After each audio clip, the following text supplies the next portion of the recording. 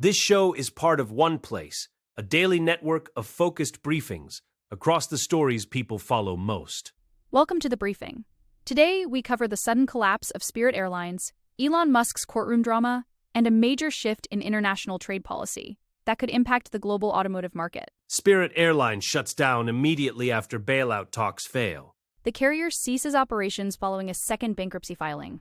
Reports confirm Spirit is preparing for a total shutdown. Financial struggles and high fuel prices end Spirit's run. Elon Musk testifies in high-stakes lawsuit against OpenAI's leadership. FCC reviews ABC licenses amid a spat with Trump. Sam Altman says AI empowers non-technical startup idea guys. Trump increases tariffs on European cars and heavy lorries. First, Spirit's sudden end.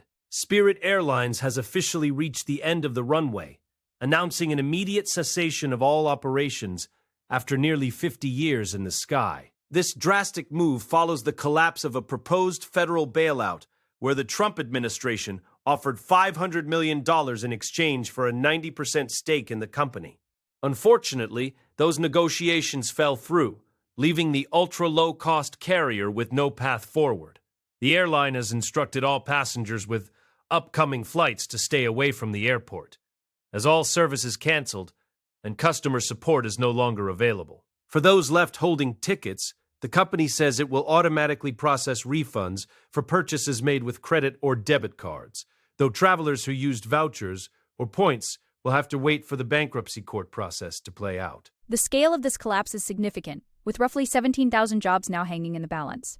CEO Dave Davis pointed to a sudden and sustained rise in fuel prices as the final blow that derailed their restructuring efforts.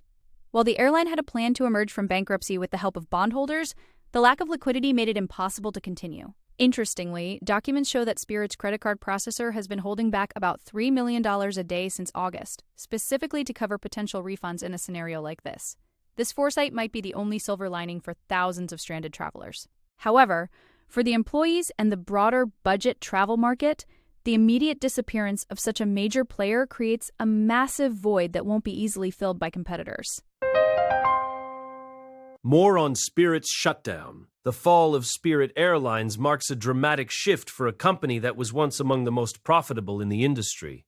The airline never truly recovered from the pandemic's disruptions and the subsequent shift in consumer behavior toward premium travel experiences. As the largest ultra-low-cost carrier in the United States, its departure from the market is a seismic event. CEO Dave Davis was blunt in his assessment, stating that the company simply could not procure the hundreds of millions of dollars in additional liquidity required to keep the planes in the air. This second round of Chapter 11 bankruptcy proved to be the final chapter, as the failed talks with the administration left them with no other choice but to pursue an orderly wind-down. The website now serves as a digital tombstone, advising customers that operations have completely ceased.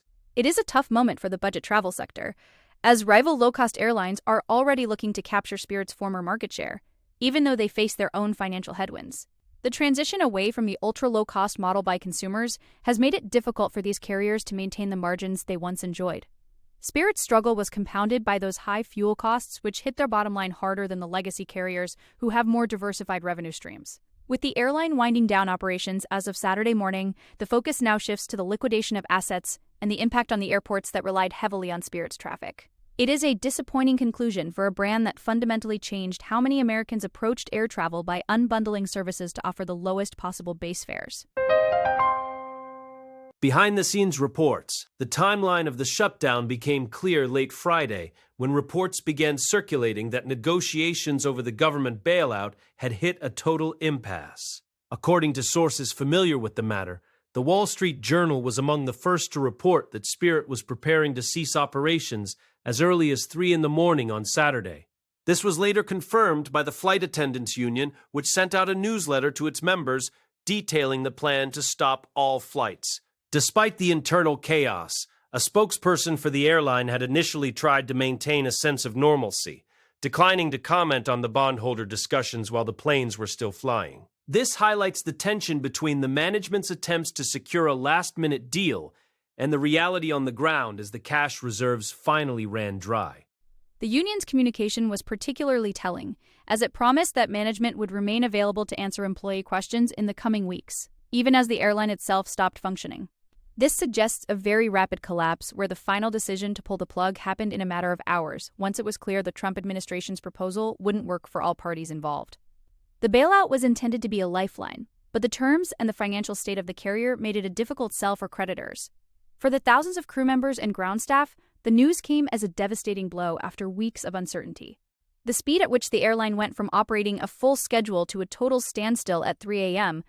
underscores just how precarious their financial position had become in the final days. The final financial blow. Spirit's 34-year run ended not just because of internal mismanagement, but due to a perfect storm of external economic factors. High oil prices significantly increased the cost of jet fuel, which is the largest expense for any airline, but particularly punishing for a low-cost model with thin margins. President Trump had expressed a personal interest in saving the company, even suggesting the federal government could buy the carrier to protect the 17,000 jobs at stake. He mentioned that a final proposal had been delivered, but noted that if a good deal couldn't be made, the government wouldn't step in. One creditor was quoted saying that while the administration made an extraordinary effort, you simply cannot breathe life into a corpse. This sentiment reflects the deep-seated financial rot that had taken hold long before the final negotiations began. The legal history of the airline also played a role in its demise. Just last year, a federal judge blocked a nearly $4 billion merger between JetBlue and Spirit on antitrust grounds. The court argued that the merger would reduce competition and harm consumers who rely on Spirit's low prices. In hindsight, that blocked merger may have been the beginning of the end, as it prevented Spirit from finding a stable partner to weather the post-pandemic economic climate. Now, other U.S. airlines are reportedly stepping in to offer support for stranded Spirit customers, though the logistics of rebooking thousands of people on short notice are daunting. As the bright yellow planes are grounded, the industry is left to contemplate the future of ultra-low-cost travel in an era of high operating costs and shifting regulatory environments. Now to Elon Musk. The legal battle between Elon Musk and OpenAI reached a fever pitch this week as Musk took the stand in an Oakland federal court. The atmosphere was described as a circus, with protesters in robot costumes and life-sized cutouts of the billionaire lining the streets. Musk is suing Sam Altman and OpenAI, claiming he was deceived into donating $38 million to what he thought was a non-profit mission to benefit humanity. He alleges that the company has since abandoned those altruistic goals in favor of a for-profit model that enriches its leaders. During his testimony, Musk walked the court through his life story before engaging in a sharp, lengthy exchange with OpenAI's attorneys. The presiding judge, known for running a very tight schedule, reportedly had no trouble keeping the world's richest man in check during the proceedings. What made the scene even more remarkable was the presence of both Musk and Sam Altman in the courtroom simultaneously. Despite their busy schedules and the security risks involved, both men appeared in person to face off over the future of the AI giant. Altman was seen in the courtroom throughout the week, often wearing a signature blue suit, while Musk's arrival brought a swarm of police and media attention that the small Oakland courthouse was barely equipped to handle. The overflow room was packed with journalists and curious onlookers who couldn't snag one of the 10 unreserved seats in the main room. This case isn't just about the money. It's a fundamental dispute over the soul of artificial intelligence development and whether a nonprofit's mission can be legally protected once it transitions into a commercial powerhouse. Next, the FCC's move. The Federal Communications Commission has ordered an expedited review of ABC's television licenses, a move that legal experts are calling highly unusual and potentially politically motivated. This action comes immediately after President Trump publicly called for the firing of late-night host Jimmy Kimmel following a joke that offended the president and the First Lady. While the FCC claims the review is part of an ongoing investigation into Disney's diversity, equity, and inclusion practices, the timing has raised serious First Amendment concerns. Experts suggest that stripping a major network of its broadcast licenses is an extreme measure that faces significant legal hurdles. However, the pressure being applied to Disney, which owns ABC, is clear. The agency is looking into whether ABC's inclusion standards led to illegal racial or identity quotas in their hiring and production processes. Disney has defended its record, stating that it operates in full compliance with all federal rules and the Communications Act. The FCC's probe, led by Chairman Brendan Carr, is part of a broader administration effort to roll back DEI initiatives across various sectors. The specific allegations against ABC include using race-based hiring practices and restricting certain corporate fellowships to specific demographic groups. Critics argue that using the license renewal process as a weapon against a network for its editorial or comedic content sets a dangerous precedent for media independence. If the FCC were to move forward with revoking licenses for stations in major markets like New York and Los Angeles, it would trigger a massive legal battle. For now, the move serves as a powerful signal of the administration's willingness to use regulatory levers to influence corporate behavior.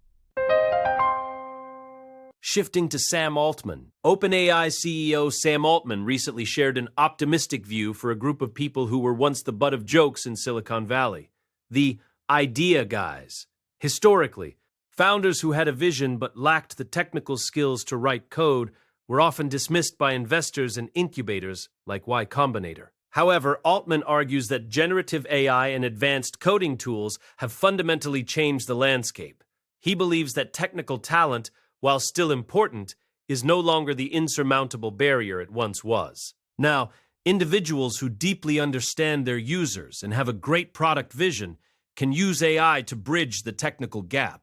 Altman even stated that he is now eager to fund these non-technical founders, marking a significant turnaround from the traditional industry focus on engineering-heavy founding teams that dominated the last few decades. During his appearance at the Stripe Sessions Conference, Altman noted that this shift allows for a more diverse range of entrepreneurs to enter the market. While his own wealth was built on early investments in tech giants like Reddit and Airbnb, he sees the current AI wave as a unique moment for creative thinkers. He cautioned against waiting on the sidelines for AI to become even more perfect, suggesting that founders need to operate on a 10-year horizon despite the rapid pace of change. Interestingly, he still holds on to some traditional views, emphasizing that the best startups are still built by founders who have a deep, pre-existing relationship with one another. Even as AI lowers the barrier to entry for building a product, the human element of trust and shared vision remains a critical ingredient for long-term success in the startup world. Finally, new trade tariffs. President Trump has announced he is tearing up a portion of the trade deal struck with European Union leaders last summer, citing a lack of progress in ratification by Brussels. In a move that caught European officials off guard during a public holiday, the president declared that tariffs on cars and lorries imported from the EU will jump from 15% to 25% starting next week. He expressed frustration on Truth Social, claiming the EU has failed to comply with the full terms of the agreement. However, there is an exemption for vehicles manufactured within the United States by European companies, a move clearly designed to protect domestic jobs and encourage further investment in American plants. Trump highlighted that billions are currently being invested in U.S. manufacturing, which he claims will lead to a record-breaking era for the domestic auto industry. The reaction from Europe has been one of sharp criticism and concern. German MEP Bernd Lang described the move as a sign of the United States being an unreliable partner, suggesting that the EU must now respond with firmness. While the European Parliament had voted to progress the deal in March, the complex trilogue process involving multiple EU governing bodies has delayed the final signature. This delay appears to have exhausted the president's patience.